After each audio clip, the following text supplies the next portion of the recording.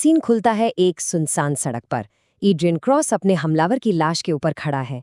हाँ, ये self defence था, लेकिन मरने से ठीक पहले उस हमलावर ने अपने आखिरी शब्दों में एक ऐसा सुराग दिया जो एड्रियन की दुनिया को हमेशा हमेशा के लिए बदलने वाला है। बस ये दो शब्द, मिस्टर ब्लैक, ये नाम अब एड्रियन के लिए एक पहेली बन जाता है, एक मिशन। यही वो सुराग है जो उसे कहानी के बाकी हिस्से में गाइड करेगा, एक ऐसे दुश्मन की तलाश में जिसका सिर्फ नाम पता है, चेहरा नहीं। और यहाँ चीजें बहुत तेजी से आगे बढ़ती हैं। एक तरफ एड्रियन को सुराग मिलता है तो दूसरी तरफ पुलिस के सायरन की आवाजें नजदीक आने लगती हैं। उसे भागना पड़ता है और इसी के साथ वो एक भगोड़ा बन जाता है, कानून से भागता हुआ और सच्चाई के पीछे दौड़ता हुआ। तो जैसा कि हमने देखा, एड्रियन एक शिकारी है, लेकिन इस खेल में वो अकेला शिकारी नहीं है। एक और कहानी है जो साथ साथ चल रही है, और ये इस पूरी खोज को और भी ज्यादा दिलचस्प बना देती है। और ये है रिपोर्टर सारा मिचेल, कहानी की दूसरी सबसे अहम किरदार।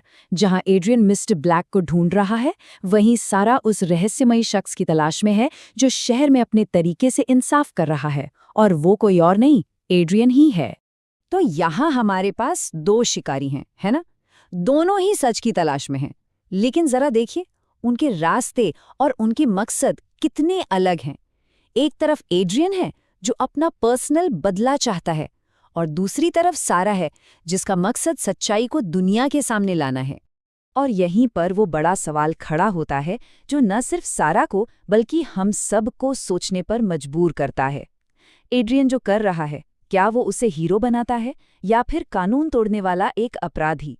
यही इस कहानी का सबसे बड़ा कन्फ्यूजन है। चलिए अब वापस एड्रियन की कहानी पर आते हैं। वो अपनी मंजिल के बहुत बहुत करीब पहुंच चुका है।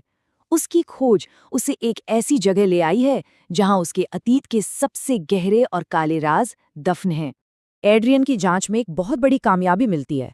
वो उस रहस्यमयी नाम मिस्टर ब्लैक को एक बड़ी कॉरपोरेट कंपनी ब्लैक इंडस्ट्री से जोड़ लेता है, और ये वही कंपनी है जिसका कनेक्शन उसके परिवार की मौत से था। इमेजिन कीजिए, एक पुराना धूल भरा वेयरहाउस, चारों तरफ खामोशी, और उसी खामोशी को चीरते हुए परछाइयों से एक आदमी बाहर निकलता है और अपनी पहचान बताता है। आखिरकार एड्रियन उस शख्स के आमने सामने है जिसने उसके परिवार को तबाह कर दिया था। और मिस्टर ब्लैक की बातें सुनिए, वो कितने ठंडे दिमाग से कबूल करता है कि उसने कोई मर्डर नहीं किया, उसने तो बस एक प्रॉब्लम सॉल्व की थी। उसके लिए एड्रियन के पिता एक प्रॉब्लम थे, क्योंकि वो उसके गैर कानूनी कामों का पर्दाफाश करने वाले थे। और ये है विलन का मकसद, एकदम साफ और डरावना। एड्रियन के परिवार को इसलिए खत्म कर दिया गया क्योंकि वो एक बहुत बड़े अपराध को छुपाने के रास्ते में आ गए थे। ये कोई हादसा नहीं था, बल्कि एक सोची समझी साजिश थी। और ठीक जब ऐसा लगता है कि एड्रियन को उसके सारे जवाब मिल गए हैं और अब बदला पूरा होगा, तभी कहानी में आता है एक जबरदस्त ट्विस्ट। पलक झपकते ही पूरा का पूरा खेल पलट जाता है। अचानक वेयरहाउस तेज रोशनी से भर जाता है, हर तरफ हथियारबंद गार्ड्स। एड्रियन को एहसास होता है कि वो सीधा एक जाल में चला आया है। ये कोई आमना सामना नहीं था, ये एक ट्रैप था। मिस्टर ब्लैक की ये लाइन बताती है कि वो हमेशा एक कदम आगे था। वो एड्रियन को ताना मारता है, ये दिखाते हुए कि सिचुएशन पूरी तरह से उसके कंट्रोल में है। एड्रियन अब शिकारी नहीं बल्कि शिकार बन चुका है। और अब हम पहुंचते हैं कहानी के उस अंतिम और सबसे विस्फोटक पल में। एक ऐसा मोमेंट जहां सबकी सांसें रुक जाती हैं और सब कुछ दांव पर लगा है।